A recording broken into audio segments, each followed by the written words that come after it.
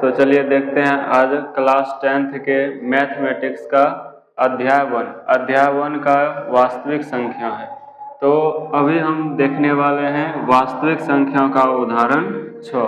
तो वास्तविक संख्याओं का उदाहरण 6 में प्रश्न है संख्याओं 6 और 20 के अभाज्य गुणनखंड विधि से एलसीएम और एचसीएफ ज्ञात कीजिए।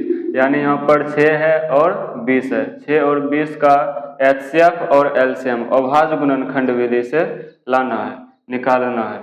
तो पहले हम देखते हैं अभाज्य गुणनखंड विधि क्या होता है। तो उससे पहले समझने के लिए हमको अभाज्य संख्या देखना है। तो पहले अभाज्य संख्या क्या होता है। अभाज्य संख्या, तो अभाज्य संख्या वह संख्या होता है जिसका केवल 2 अपवर्तक होता है, या तो अभाज्य संख्या वह संख्या है जो 1 और स्वयं से कटता है। जैसे ये 2 जो है केवल 1 से कट जाएगा, यानी 2 में 1 से पूरा भाग लग जाएगा और 2 से पूरा भाग लग जाएगा, इसीलिए 2 को बोलेंगे अभाज्य संख्या। उसके बाद 3 केवल 1 से कटेगा और स्वयं से कटेगा, यानी 3 से कटेगा, तो इसीलिए इसको बोलेंगे अभाज्य संख्या। इसके बाद 4 है, 4 1 से भी पूरा कट जाता है, 2 से भी पूरा कट जाएगा और 4 से भी पूरा कट जाएगा, यानी 4 जो है वो 2 से अधिक संख्या से कट रहा है, तो इसीलिए ये अभाज्य संख्या नहीं होगा। अभाज्य संख्या वह होता है जो 1 और स्वयं से कटता है, वही अभाज्य संख्या होता है।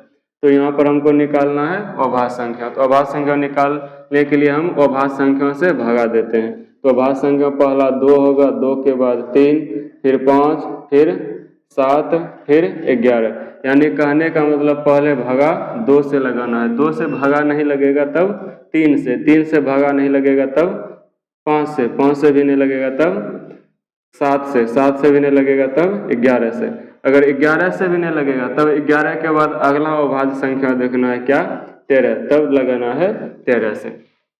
तो देखते हैं अब क्वेश्चन को। तो बनाने से पहले लिखेंगे हल, और यहाँ निकालना है क्या, 6 और 20 दोनों का अभाज्य गुणनखंड निकालना है।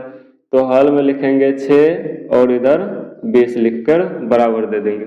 अब 6 का अभाज्य गुणनखंड करना है, पहले 2 से भागा लगाना है, 2 से भागा लग जाएगा कितना बार में, 3 बार में, फिर 3 से भागा लगेगा 1 बार में, यानी 6 का अभाज्य गुणनखंड 2 गुना 3 होगा, फिर 2 गुना 3 होगा और गुना में 1।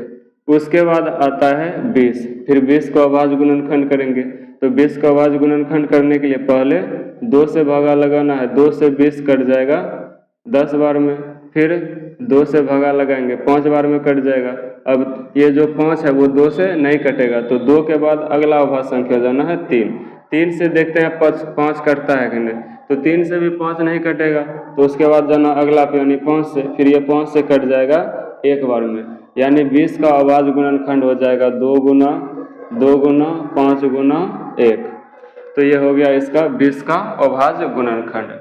अब इसका निकालना है क्या, एलसीएम और एचसीएफ। तो निकालना है एलसीएम, फिर निकालना है एचसीएफ। तो एलसीएम में क्या होगा, पहले जो दोनों में मिलेगा उसको देख लेते हैं। ये दोनों में मिलता है और कुछ नहीं मिलता है, जो दोनों में मिलेगा उसको एक बार लिखना है एलसीएम में, जो नहीं मिलेगा उसके बाद सबको गुना कर देना। तो यानी यहाँ पर 3 नहीं मिलता है, फिर ये 2 नहीं मिलता है, फिर ये 5 नहीं मिलता है, फिर 1 है, 1 से गुना करेंगे या नहीं भी करेंगे तो कोई फर्क पड़ने वाला नहीं है। अभी सबको गुना कर देना है, 5 दूना 10, 10 या 30, 30 दोनों 60 हो जाएगा। यानी 6 और 20 का जो एलसीएम आएगा वो 60 आएगा।